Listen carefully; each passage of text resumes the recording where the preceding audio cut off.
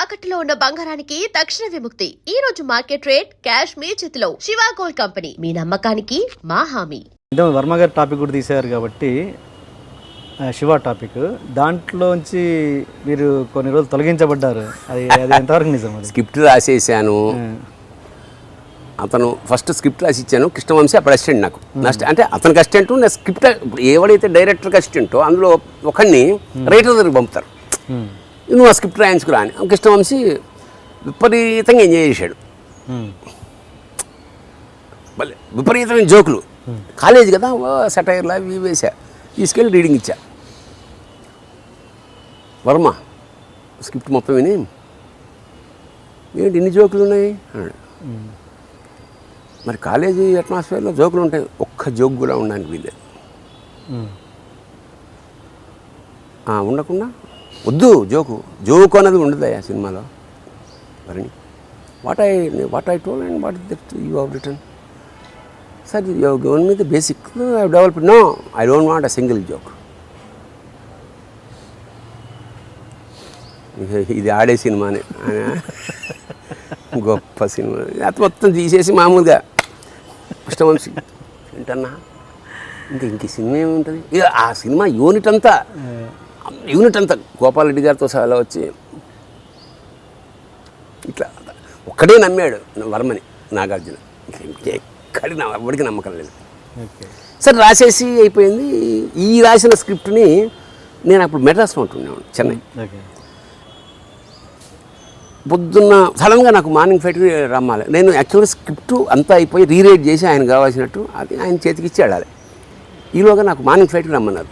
Communications అప్పుడు cell గొడవ కాదు కదా, ఫోన్లు. నేను నా మిత్రుడు ఉన్నాడు, సివిఎల్ నరసింహారావు అని నటుడు, చిన్ననాటి వాడు, అడ్వకేట్. వాడికి కవర్లో పెట్టి ఇచ్చి, నువ్వు అన్నపూర్ణ స్టూడియోస్లో ఇచ్చానని చెప్పి ఇచ్చేరా నువ్వు. వర్షం, వర్షం. సరే నేను ఇచ్చేస్తానులే రేపు అన్నాడు. నేను మార్నింగ్ ఫ్లైట్కి వెళ్ళిపోయా. వీడు మర్నాడు తీసుకెళ్ళి కార్లో వెళ్ళి ఇచ్చేసాడు. అంతే. మళ్ళీ నాకు ఫోన్ లేదు. బాగుందేమో, మళ్ళీ ఈ ఫోన్ ఎందుకు అనుకున్నాను. అంత అయిపోతులే కదా, బాగుంది, నచ్చి ఉంటుంది. సినిమా షెడ్యూల్ ప్రారంభం శివాఢ్యంగ్ అని చేయంతో ఒక పెద్ద బోర్డు, నా పేరు లేదు. ఏది ఎప్పుడు సినిమా అనౌన్స్మెంట్ అవుతుందిగా, శివ అని చేయంతో ఎర్రగా, పేరు లేదు నాకు ఎక్కడ. నాకు కొంచెం ఇదేంటి ఇంత కష్టపడి రాసి. నిజానికి కష్టపడి అనేది అది నేను ఆ క్రెడిట్ నేను తీసుకోకూడదు. నేను కాదు, వర్మతో సినిమా చేసిన ఎవడు ఏ క్రెడిట్ తీసుకోవడానికి లేదు. అన్నీ హాయి చెప్తాడు, ఓకే చెప్పేస్తాడు అతను. సరే టీకే ఎట్లా నేను చెన్నైకి వెళ్ళిపోయా. నాగేశ్వర కోడేట్ నాకు ఫోన్ చేసి, ఏమైనా సినిమా మొదలవుతుంది నెక్స్ట్ వీక్, మళ్ళీ రాలేదు, నేనేం చేయను. వాళ్ళకి రెస్పాన్స్ లేదు, అది ఏదో ఆయనకి కొంచెం అలిగాడు ఏదో విషయం, ఆ విషయం నాకు తెలీదు. అందుకని మధ్యలో వేరే వాళ్ళని కూడా పిలిపించాడు. అవి సరే ఇప్పుడు ఏం చేయమంటున్నాను, ఒక్కసారి హలో అని ఈ ఊళ్ళోనే ఉన్నాడు. నేను అనడం ఏంటంటే, నేను నా పని నేను చేసాను కదండి. అవన్నీ ఎందుకు ఇండస్ట్రీలో ఉంటూ. అను పెద్ద డైరెక్టరు, అతను ఫస్ట్ టైం అంటే పెద్ద డైరెక్టర్ అవుతే అట్లా ఆ టైప్ పెద్ద కంపెనీ కదా. సార్ తప్పేమని ఫోన్ చేశాను. ఎత్తాడు.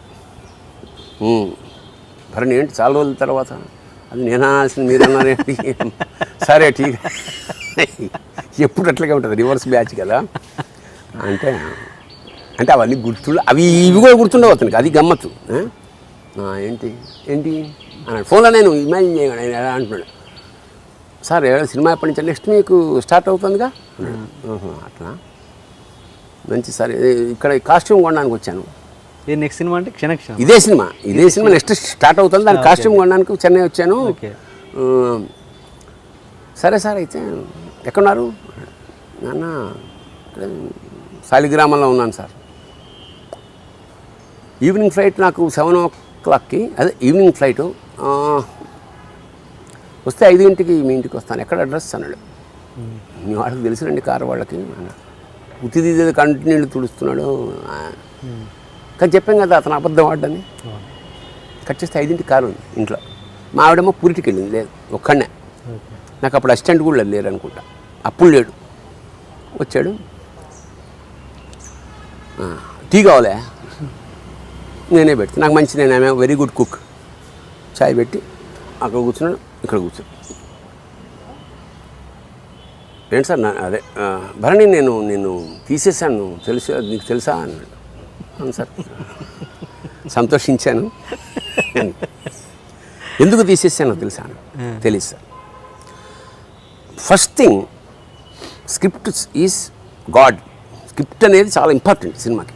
అలాంటి స్క్రిప్ట్ నువ్వు ఎవడో ముక్కు ముఖం లేని వాడితోటి నాకు హ్యాండ్ ఓవర్ చేయాల్సిన నా స్క్రిప్ట్ని నువ్వు ఎవరితోటో థర్డ్ పర్సన్ ఆడెవడనే పంపించావు. First mistake. అవునా కాదా?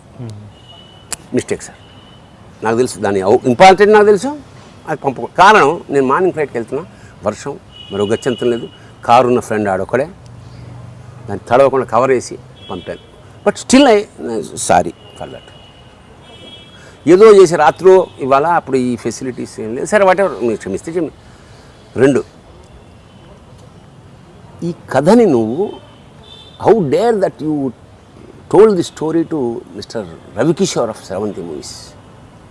ఎందుకంటే సెవెంతీ మూవీస్ నాకు ఆస్థాన సినిమా కంపెనీ, అక్కడే ఉండేవాడిని ఎప్పుడు. నేను that is not true sir, because I'm a professional writer. Ladies tailor కదా, నేను అక్కడ రాసుకుని ఇక్కడికి ఎట్లా చెప్తే ఇంకో కంపెనీకి ఎట్లా బతకగలను అసలు అట్లా. ఇప్పుడు అప్పుడే ఇది 15వ సినిమా నాకు.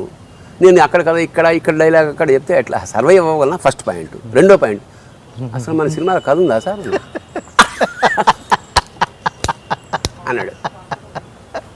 అదే ఇన్సిడెంట్లు, మంచి స్క్రీన్ ప్లే ఒక అదే అని నా పైన చూసి, నా పైన శ్రీదేవి బొమ్మ ఉంది. భరణి ఈవిడితో సినిమా తీయాలి, శ్రీదేవి ఐ లైక్.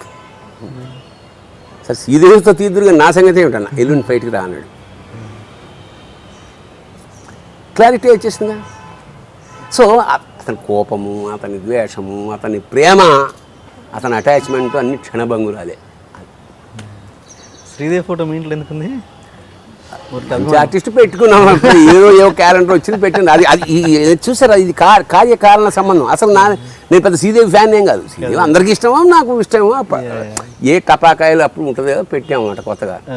నా వెనకాల ఉందని అంత నోటీస్ కూడా నేను చేయలేదు. అతనికి ఇష్టం కాబట్టి శ్రీదేవి అన్నాడు. తర్వాత సినిమా తీశాడు, మనల్ని ఏమో అది వేరే విషయం.